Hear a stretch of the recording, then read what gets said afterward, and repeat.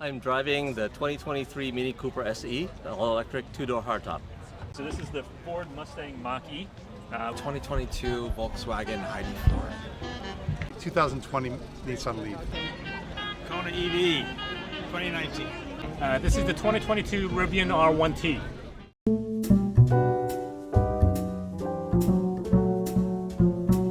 What made us switch from a gas-powered to an electric car? A number of factors.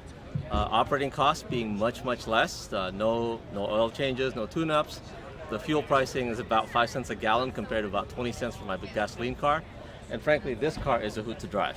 Basically, he really wanted an electric vehicle, and then when I saw that there was a lot more options and they were looking really cool, then I was on board too. I mean, I wanted one too, but I was nervous until they had the longer range and they had better style.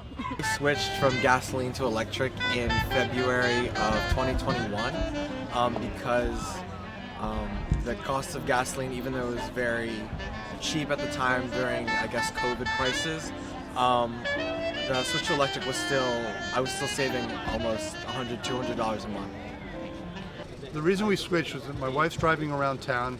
We wanted to basically just have a good, convenient car that's going to work, and this was a great starter car for her. Oh, many things, but I hate gasoline. I hate oil, actually. So you look at what oil does, it's wonderful, but it has big negative effects. So it's really, the technology is here. This car has a 280-mile range at 65 miles an hour. And there's no compromise driving an electric car. It's comfortable, has a long range, and it's great. First, the towing capacity. Second, certainly the fact that I don't have to go to the gas station and pay today's prices, and then doing my contribution to bettering the environment.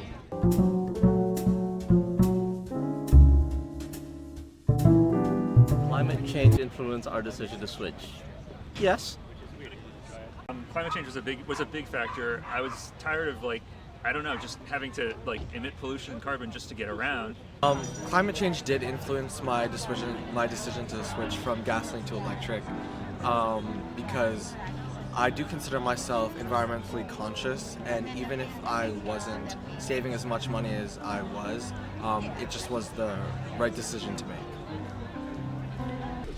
Well, yes. Climate change had a big impact on us because, well, we converted to solar power for our home, and then we thought, wow, it would be cool if we could also charge the car with the same solar power, not have to worry about excess power coming from the electric grid. So that was a part of the decision all the way along, yes. Somewhat, yeah, but it's mainly my antipathy towards oil that really got me out of the gasoline. It did. Certainly wasn't something that I was thinking about 2 years ago, but certainly throughout the last couple of years, and certainly more and more that I thought about how can I contribute towards, again, bettering the environment.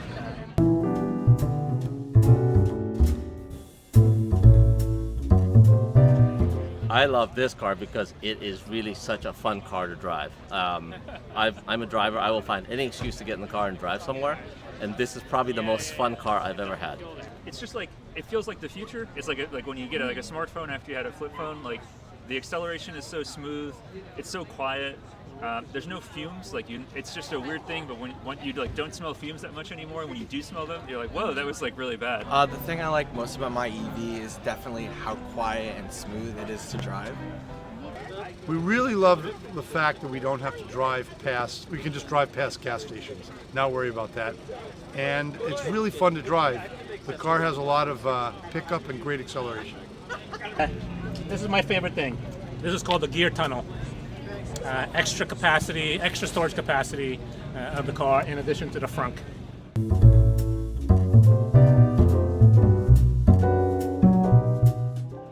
What advice would I give people thinking about switching? I think that they need to clear their minds and stop listening to a lot of the mistruths and myths, and just try it. Go out there, drive the car, see if you like it, and you'll find that the car does some really interesting things. Any advice that I would give to people who are thinking about switching is it's not as scary as it seems. Like, I was pretty anxious about it because it was more an interest of Bill, but it was not scary at all once we actually had it. Charging is super easy, it's faster. The car has a lot more features than our other cars that are unique to electric vehicle, like a front trunk and that kind of thing. And it's just better. Like Bill said, it's the future.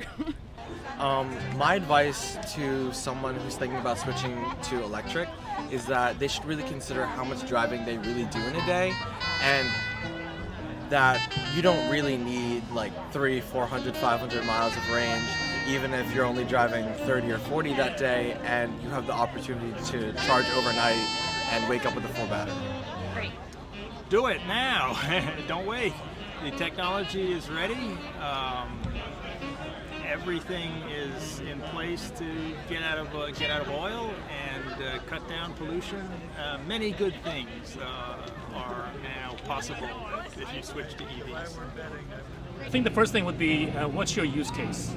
Because electric vehicles are not for everybody.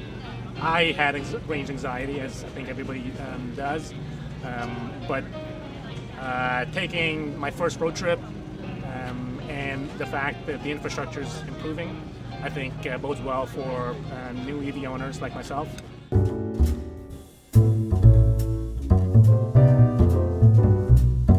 The longest trip I've taken with this car was yesterday. I did on Wednesday, it was about 300 miles for the day. I went from Princeton to North Brunswick to Atlantic City and back. The longest trip we've taken in our EV was from New Jersey to North Carolina. So we went to go visit my family there, and we only had to stop 2 times, which was amazing. The longest trip we did was out to Chester County in Pennsylvania to visit my cousin in Westchester, with a stop off in Philadelphia on the way back. So the longest I've driven in a day in my EV is 460 miles. That needed two recharging points, but with planning, that's perfectly possible. I recently went to Florida, West Palm Beach, on a road trip, so 3,000 miles round trip. And the infrastructure along I-95 was great, surprisingly. So I think I'm ready to go up north to Maine and maybe out west to Colorado sometime.